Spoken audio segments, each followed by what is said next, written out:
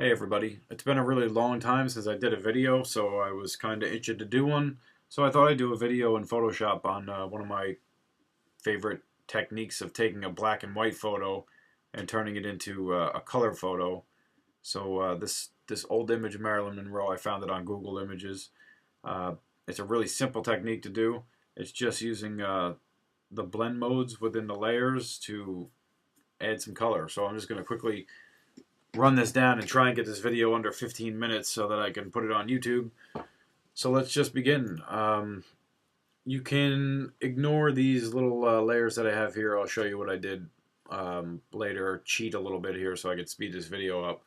So the very first thing we're going to do is look at what mode our image is in. So we're going to go up to image mode, and mine's in RGB color, but you might find a lot of black and white videos are going to be in grayscale mode. You just want to change it to RGB color and work with it in that mode. So once it's done and it's set to RGB color, we're going to create a new layer on top of your original layer. You never want to work on the original layer because you always want to have that as a backup. So we're just going to create a new layer, and we're going to call this one hair because that's going to be the first thing that we're going to start with. Now to do this technique, it's as simple as this. You're going to go up to your layer mode and you're going to change it to color. You can work with some other ones to do this as well, but right now we're going to start with color. We can leave the opacity at 100, and Marilyn was a blonde, of course, so we're going to pick a blonde color for her hair. Maybe a pale yellow. Probably looks good right there. And we want a big, soft brush. So we're going to be in our brush tool. We're going to go up to our options here. Make sure your hardness is set to 0, as soft as you can get it. And the size right now, we're just going to make it as big as we can get it for the hair. Now, the reason that we want it big is because with a big, soft brush, it tends to have, say, an overspray, like a paint can, where it sprays a little bit farther than where your mouse is.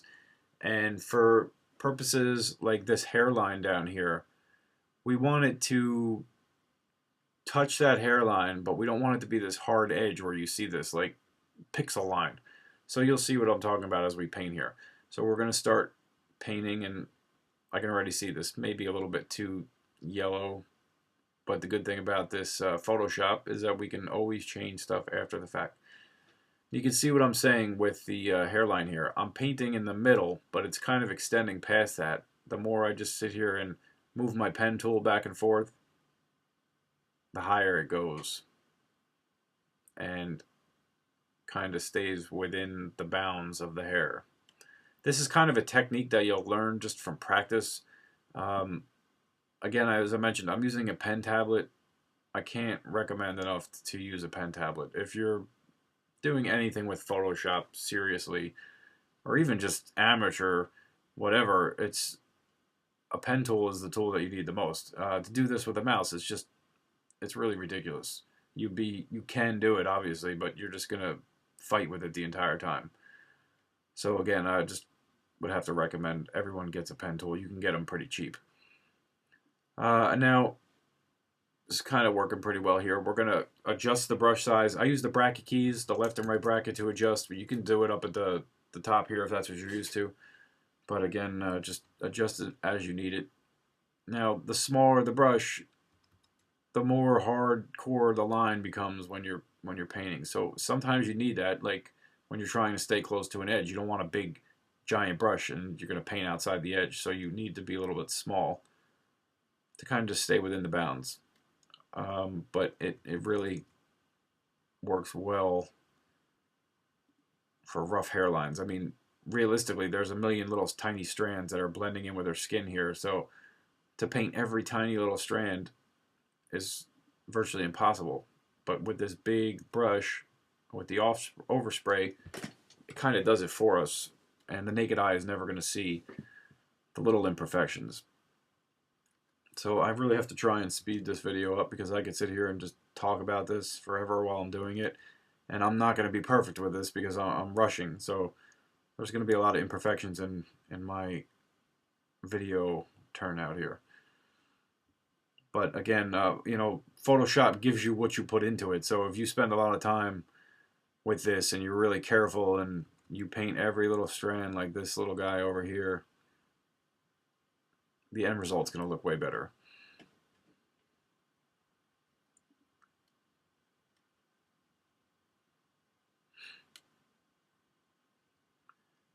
Some tricky things that I found about this image were when it gets into this little area over here towards the shadow, it's kind of hard to see where the hair begins and ends, so it's going to be a little tricky to make that look so real. And also these earrings, the earrings are very challenging because there's so much detail to them. There's some parts, these darker areas, we could probably color, but it's gonna be a little bit funky. It's gonna be hard to make them look like they were naturally some kind of color. All right, so I guess for the hair, this doesn't look too bad. Now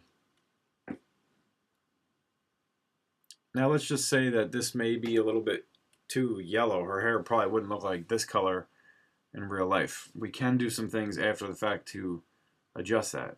And we're going to start first by one of my favorite ones is going up to image, adjustments, and we're going to mess around with the color balance. Color balance is a great color balancer. It's exactly what it says it is. I mean, or change, or even every one of these here does different things. Mid-tone, shadows, highlights are going to affect it different ways. We're going to say we want to maybe change her hair, add a little bit of blue, and some magenta. And it's very slight, as you can see. There's not much going on, but it is making it somewhat different here. Shadows. Now there's a real yellow hair. I don't want that. There we go. That's kind of looking a little bit better from where we want to where we want to be. And highlights. Again, there's no perfect setting for this. It's just, it is what it is. You just mess around with the sliders until it gets kind of the color that you want. And a little bit something natural. No. That kind of looks pretty good. And you just hit OK. Now there's also a lot of other techniques you could use. Image, adjustments, you can do hue and saturation. Typically you would want to stay away from the hue part of this because that's going to change, you know, to some wacky punk rock style Marilyn Monroe. But leaving that at 0, you can mess around with saturation. Obviously, bring it to the left is going to make it back to black and white. We don't want that. And you know, lightness you can play around with that too. You also have curves and levels. It's not going to do too much here. It's going to see different tones and back to black and white if you want it that way. You also have image adjustments, vibrance. You can play around with the vibrance of it. Bring the saturation back down. Like I said, the two favorites that I have are color balance and hue saturation. Those are really good techniques. Now, when I said earlier in the video that I cheated a little bit, painting the skin takes a really long time. The detail in the face is something you want to pay close attention to, around the lips and the eyes and the eyebrows. You never really want to paint over the eyebrows. You want to paint as close within the strands as you can, again with a big soft brush. Same thing as for the hairline. And work with it like that, because it's, like I said, there's a lot of detail in this, and it would take me forever to just do this on the video. So I already did it. So what I'm going to do is click on my previous layer that I did here with skin, and I'm going to just select it. I'm going to create a new layer, and I'm going to grab a skin color, which this probably a good skin color right here. We need to make sure the blending mode is at color, and I'm just going to go up to Edit, Fill. Whoa. And that looks kind of freaky deaky. You can see right here it needs to be colored in a little bit, and there's some spots up here but I just did the overall coloring so that I could make this video go fast. I'll just give you a quick little mention of show you what I was talking about with the bigger brush. When you color here,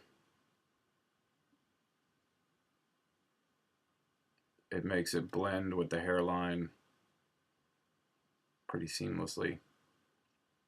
And same thing for the eyebrows. You just want to try and get as much, undo that, too much, as much of this black and white out of the photo as possible. We're going to paint, everything we paint here is going to have a new layer. So we're going to do the eyebrows, that's going to be a new layer. The lips, that's going to be a new layer. Whiten the teeth, even though it's pretty white, we want to make it look modern. So we're going to do maybe an overlay on the teeth. Her ear here needs to be painted to match her skin. And you can see all the little imperfections and stuff I missed along the edges here. But I don't really have time for that, so I'm just going to show you again another changing this color of her skin because it looks pretty orangey. So for this I would go up to Image, Adjustments. I think we'll start with Hue Saturation. Let's just mess around with the hue and see where that goes. That's a little red. We could take down the saturation a little bit.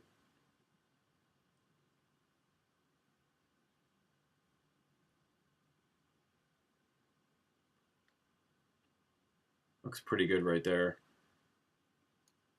And maybe just see what the color balance will do for us.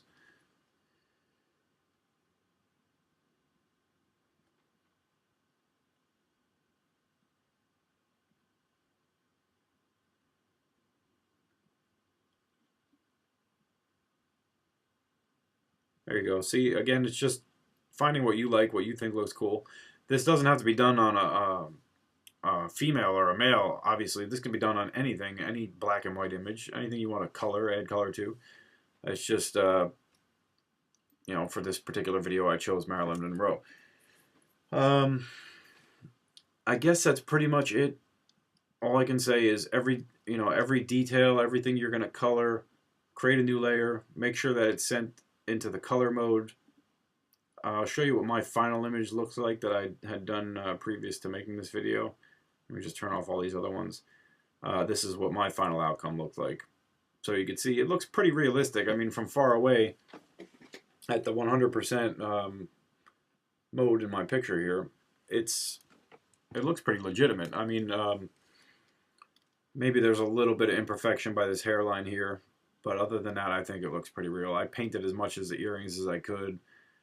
So this was just a quick technique I use. Again, it's just changing the blend mode to color. You can, again, use things like multiply and overlay, and you can use normal mode with just lowering the opacity. But color seems to do the trick for me, and it gives me good outcomes like this. So I hope this helped you, and enjoy.